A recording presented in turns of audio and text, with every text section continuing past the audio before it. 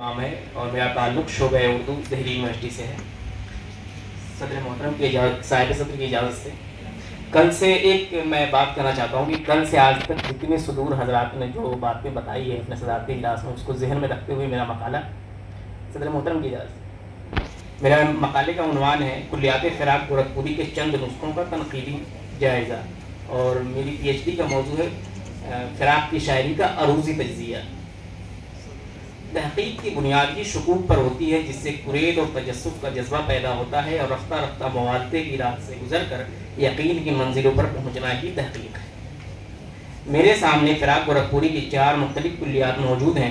اس میں ایک بات اور وضاحت کر دوں کہ میں نے کلیات کے لیے تانیث استعمال کیا ہے ہر جگہ، اس کی فرنگ آسفیہ وغیرہ میں بھی تانیث کے بعد میں تذکیر بھی استعمال کرتے ہیں۔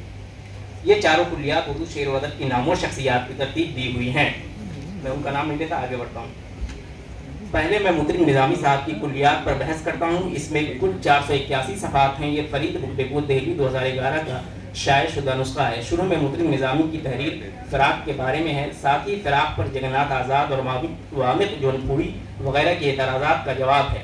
اس میں دیگر اہل علم جنہوں نے فراق کی عظمت کو تسلیم کیا ہے ان کی آراء بھی شامل ہے۔ مطرب نظامی صاحب نے اس کلیات میں فراق کے حوالے سے شمس الرحمن فاروقی مرحوم کا نام تک نہیں لیا ہے، گرچہ فاروقی مرحوم نے بھی فراق کی شاعری پر سخت تنقیدیں کی ہیں۔ مطرب نظامی صاحب نے اس کلیات کا نام کلیات فراق گورکھپوری کیوں رکھا، یہ بات بھی میری سمجھ میں نہیں آئی، کیونکہ اس میں نہ تو فراق کی پوری نظمیں ہیں، نہ پوری غزلیں، اور نہ تمام رباعیاں۔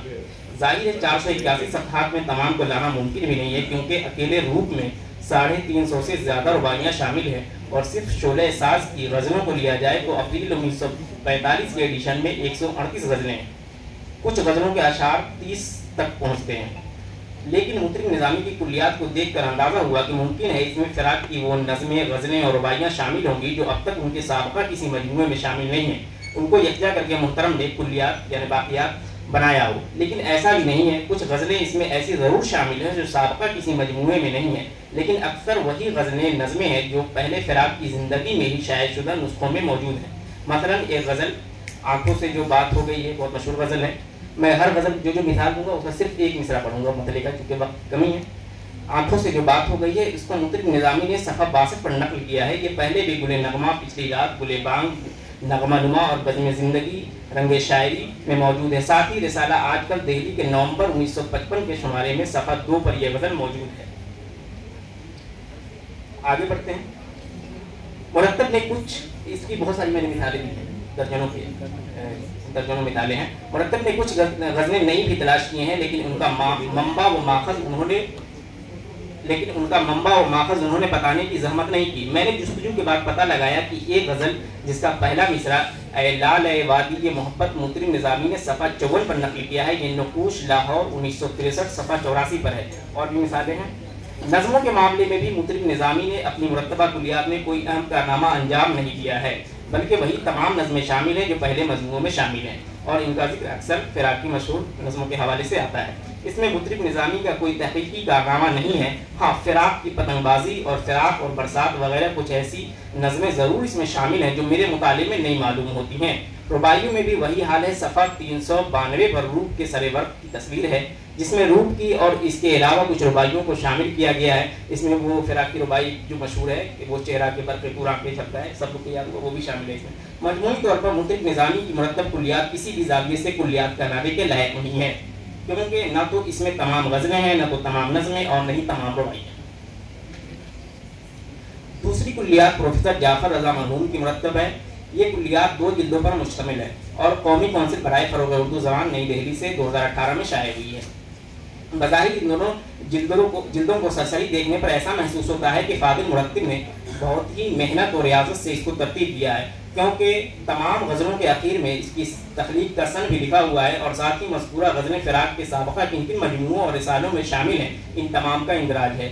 کلیات کے مقدمے میں وہ جگہ جگہ اس بات کا بھی ذکر کرتے ہیں کہ ان سے فراق کے بہت گہرے مراسم رہے ہیں، اور اس کی سب سے بڑی دلیل یہ ہے کہ فراق کی زندگی میں انہوں نے گل بانگ اور گل نغمہ وغیرہ کو ترتیب دیا تھا، رنگ شاعری، بزم زندگی کو بھی ان کی زندگی میں انہوں نے ترتیب دیا تھا۔ انہوں نے جلد اول کے مقدمے میں فراق کے مجموعوں میں شامل غزلوں کی جو تعداد بتائی ہے وہ 1079 یعنی 1079 ہے، لیکن انہی مجموعوں کی غزلوں کو میں نے جب پھر سے شمار کیا تو 1075 ہی ہوئی. اس کی وجہ یہ ہے کہ غزلستان جس کا انہوں نے حوالہ دیا ہے اسی 1965 کے ایڈیشن میں صرف 114 غزلیں ہیں اور موصوف نے 119 لکھا ہے وغیرہ. اس کے علاوہ مرتب نے مختلف رسائل اور مسودات اور مشاعر زندہ مرتبہ محمود الہی سے 67 مزید غزلیں تلاش کی ہیں. لیکن اس تلاش و جستجو میں بھی انہوں نے تصاوری سے کام لیتے ہوئے طفیل احمد کے رسالہ نقوش لاہور سے استفادہ نہیں کیا ہے. نقوش میں فراق کی تمام خطوط شائع ہوئے تھے.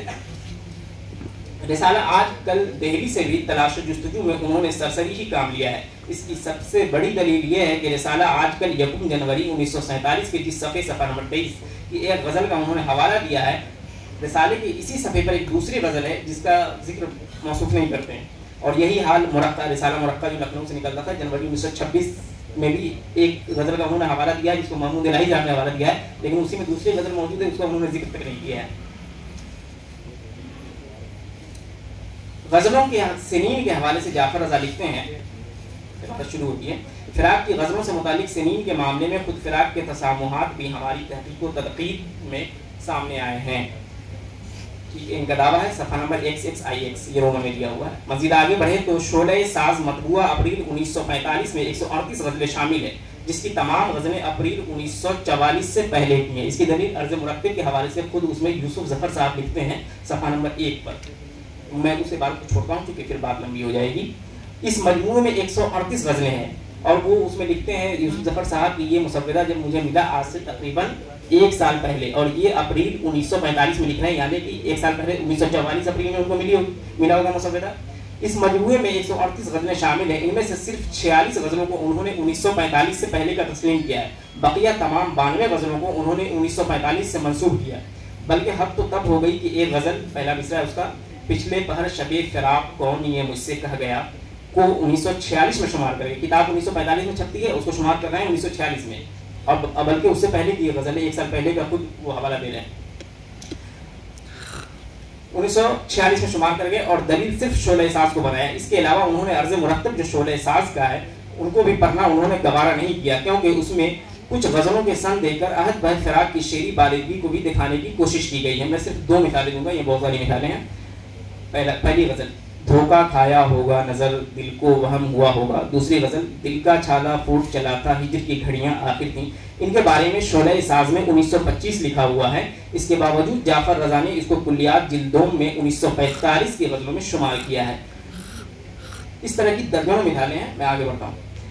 اسی طرح غزل نمبر 485 پہلا مصرع ہے، بھنور میں ازل سے ہیں دل کھوئے کھوئے. اس کا ماخذ جعفر رضا نے گل نغمہ اور بزم زندگی رنگ شاعری کو بتا کر 1959 بتایا ہے، جبکہ یہ غزل آج کل رسالہ آج کل جولائی 1949 میں صفحہ نمبر 6 پر شائع ہو چکی ہے. اس کے باوجود انہوں نے 1959 سے اس کو منسوخ کیا ہے.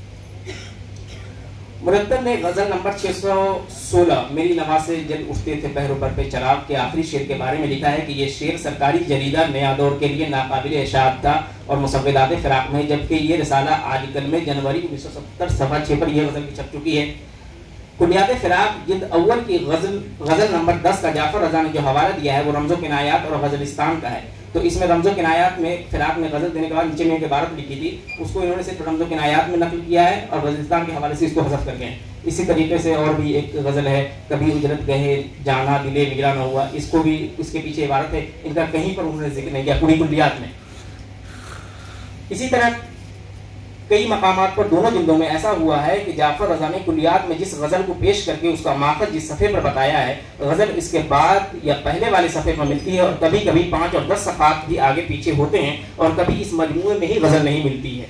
اس کی مثال میں نے کچھ غزلوں کے نمبرات لکھے ہیں، اور یہ غزل کے نمبرات جو کلیات میں انہوں نے نمبر دیے ہیں جعفر رضا صاحب نے، وہ نمبر ہیں. غزل نمبر 14، 20، 32، 37، 65 وغیرہ.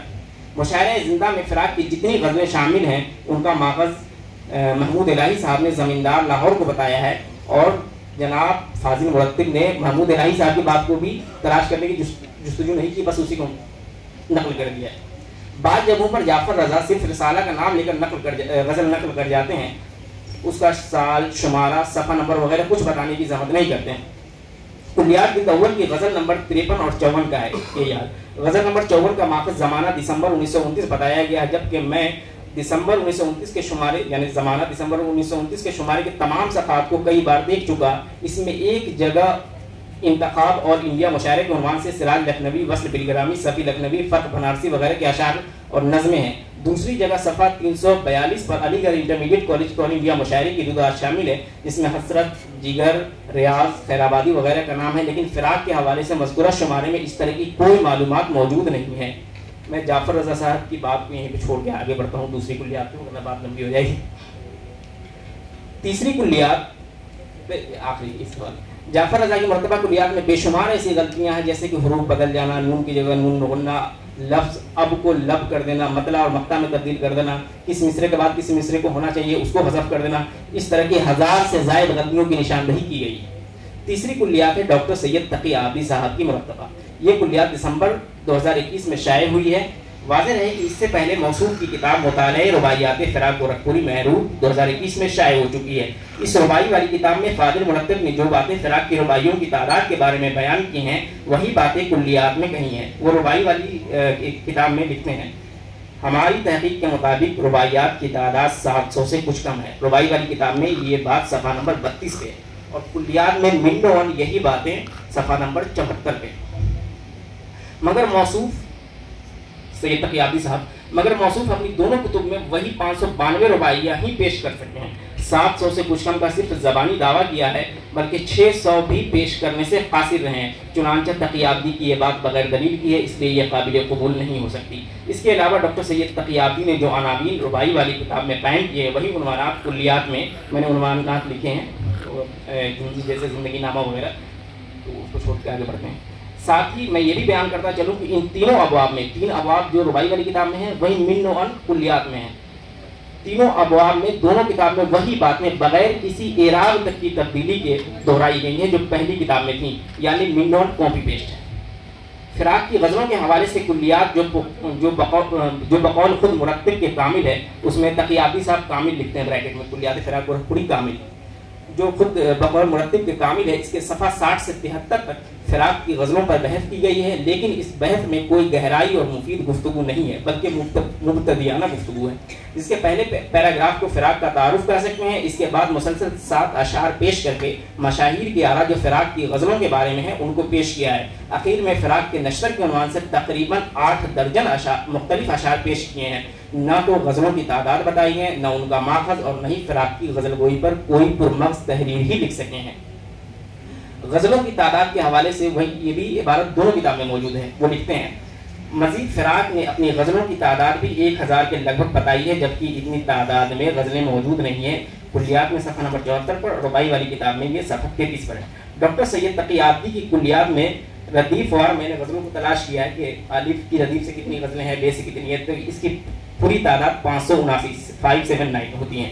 जबकि इससे पहले प्रोफेसर जाफ़र रज़ा की मुरत्तब कुल्लियात जो 2018 में छप चुकी है, एक मिनट के लिए आखिरी सफ़ा, इसमें 627 गज़लें हैं। फाजिल मुरत्तिब को अपने से पहले वाली कुल्लियात को ज़रूर देखना चाहिए था। नज़मों के हवाले से तकी आबदी साहब दीगर मुरत्तबीन पर सबकत ले गए हैं, क्योंकि उन्होंने 79 नज़मों को शामिल किया है अपनी कुल्लियात में, और उनमें से सिर्फ 35 की सनद तखलीक बताई है, और दोनों की तादाद उन्होंने 50 बताई है। मैं आगे बढ़ता हूँ। मज़कूरा दोनों इबारतों की रोशनी में फ़िराक की रुबाइयों की तादाद 595 पहुँचती है। ये कालिदास गुप्ता रज़ा के हवाले से है, उन्होंने 595 बताई है, तकी आबदी साहब ने 592 बताई है। 595 पहुँचती है। अभी इस तादाद को कबूल करने में कोई दिक्कत नहीं, क्योंकि अब तक मुझे इससे ज़्यादा रुबाई का सुराग नहीं मिल सका। नज़मों के हवाले से मोहतरम कालिदास गुप्ता रज़ा ने 59 नज़में पेश की हैं। कालिदास गुप्ता रज़ा ने भी कुछ नज़मों के सनीन बताई हैं और कुछ के नहीं। कालिदास गुप्ता रज़ा ने फ़िराक के दोनों की तादाद 50 बताई है, तकी आबदी साहब ने 50 बताई थी। कालिदास गुप्ता रज़ा साहब बेहतरीन स्कॉलर और मुहक़्क़िक़ थे, लेकिन इस बात की वजाहत भी करता चलूँ कि कालिदास गुप्ता रज़ा का इंतकाल 2001 में हो गया था, और ये कुल्लियात 2023 में छपी है। तो इससे आप अंदाज़ा लगा सकते हैं कि उनकी गलती तो नहीं कम से कम, क्योंकि या उनकी ज़िंदगी मुकम्मल नहीं हो सकी थी ये कुल्लियात, और ये कुल्लियात उनकी ज़िंदगी में मुकम्मल नहीं हो सकी थी। चुनांचे मैं उनकी देर बहस कुल्लियात पर ज़्यादा गुफ्तगू करके नाइंसाफ़ी नहीं कर सकता। इख्तितामिया मैं फ़िराक के इस दावे को सिरे से खारिज नहीं करता कि उन्होंने अपनी गज़लों के और रुबाइयों की तादाद 1000 से कुछ ज़्यादा बताई है।